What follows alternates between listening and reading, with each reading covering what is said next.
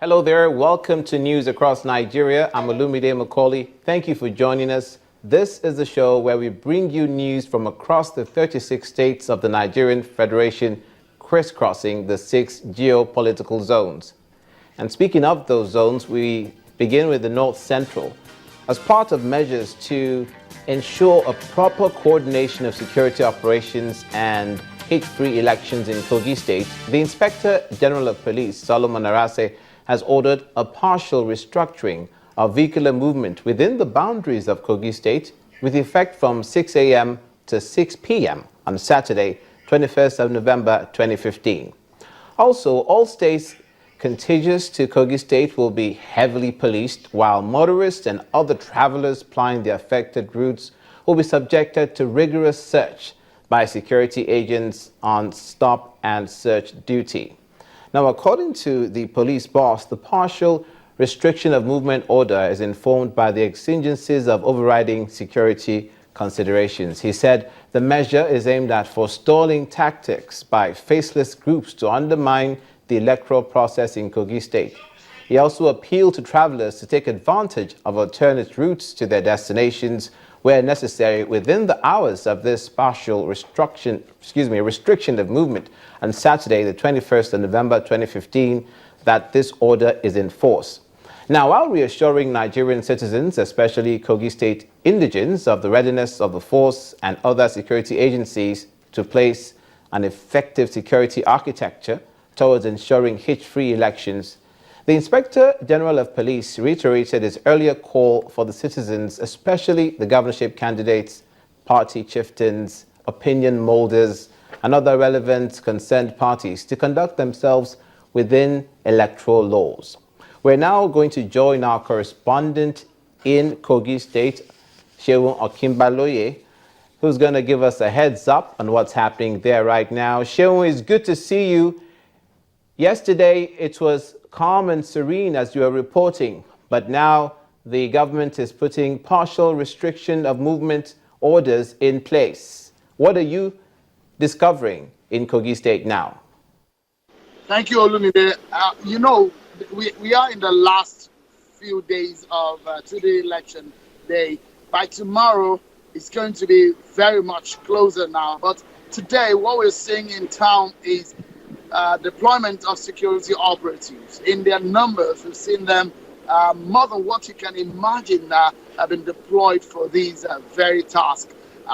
Earlier on, we spoke with the Deputy Inspector General of Police, Wakama, who is in charge of operations, and they took us around some of their officials that are going to be going out for this very task. We could see how much preparations that the Nigerian police force, for example, has made for this election.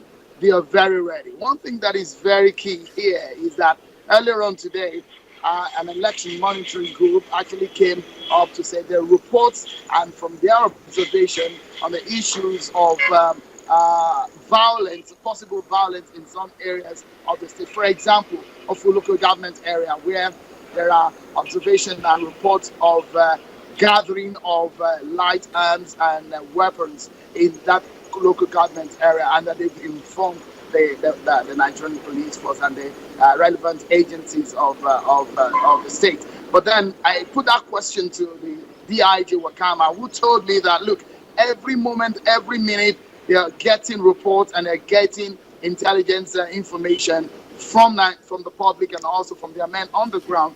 And they said, look, every moment they're trying to move into these areas. He also told us in that interview that they have tried as much as possible to place handful security operatives at every angle of the state, so much that it paid a lot of attention to this very election. Don't forget, for the Inspector General of Police, Arase, this is perhaps his very first election since he was appointed the IG of Police. So it's going to be very interesting how he's able to galvanize his men to be able to deliver on a violence-free election. Don't forget that Kogi State is like a transit state for in the country is almost at the heart of the country. So you see a lot of people passing through this state, people from Kwara, from Ekiti, from the north going to the south, some people from the south going to the north. Is somewhat a transit state. So don't forget again that look, a lot of attention is going to be paid here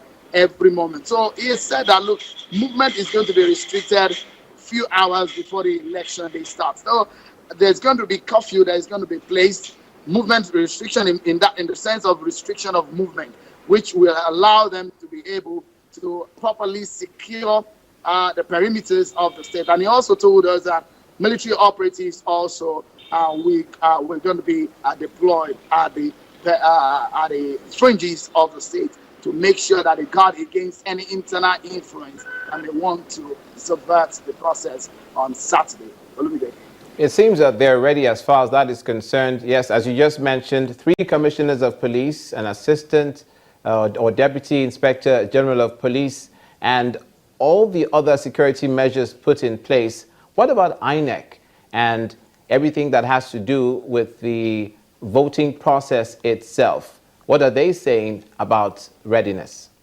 All right, interesting. I visited INEC a few hours ago, and the level of preparedness there is certainly something that gladdens the heart of a lot of people, observers, journalists, and the rest. Because look, the experience of the 2015 general elections that taught INEC a lot of lessons on how to properly do this stuff. For example, the permanent voter cards, the issue of the card readers, the usage of all these devices has really given INEC a heads up. Look, INEC election held here in March earlier this year.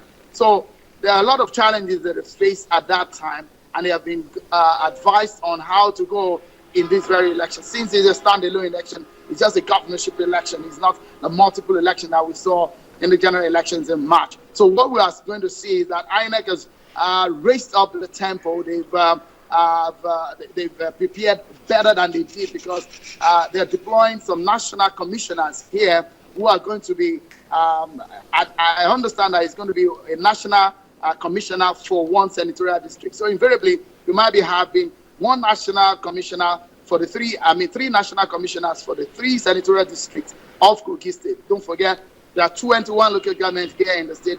We have the resident electoral commissioner, and we have a whole lot of staff from INEC who are coming from other states, who are coming from Abuja, just to pay attention, making sure that every aspect of this election is well catered for.